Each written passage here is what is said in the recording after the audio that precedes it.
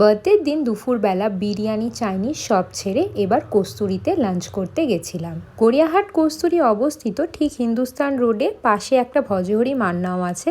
তবু মিড রেঞ্জে বাঙালি খাবার খেতে হলে আমার কস্তুরী পছন্দ। এই বছর আমার বার্থডে পড়েছিল উইকডেতে, তাই কোনো রকম ওয়েটিং তো পাইনি, রাদার রেস্টুরেন্ট খালি ছিল বললেই চলে। এখানকার অ্যাম্বিয়েন্স আমার বরাবরই ভীষণ ভালো লাগে, একটা বাঙালিয়ানার ছোঁয়া আছে, তাছাড়া খুবই ছিমছাম। খাবার আর অ্যাম্বিয়েন্স ছাড়াও এরা যেভাবে কাঁসার থালায় কলা পাতা দিয়ে খেতে দেয় সেটা আমার খুবই পছন্দের। মেনু বেশ কিছুক্ষণ উল্টে পাল্টে দেখে আমি অর্ডার করেছিলাম ভাত, ডাল, আলু ভাজা আর ভেটকি মাছের পাতুরি। আমি যে বন্ধুর সাথে গেছিলাম সে যদিও বা পাতুরি ভালোবাসে না, তাই ভেটকি মাছের আলু দিয়ে ঝোল অর্ডার করেছিল। এবার গিয়ে একটা জিনিস যেটা নিয়ে খুব ডিসঅ্যাপয়েন্টেড হয়েছিলাম সেটা হচ্ছে সার্ভিস টাইম। যদিও বা খাবারের স্বাদ বরাবরের মতন খুবই ভালো ছিল, আমি মিস করছিলাম কচু পাতা দিয়ে চিংড়ি। ওই একটা ডিশ যেটা আমি কস্তুরীতে গেলে কোনোবার মিস করি না, কিন্তু এবার খাওয়া হয়নি।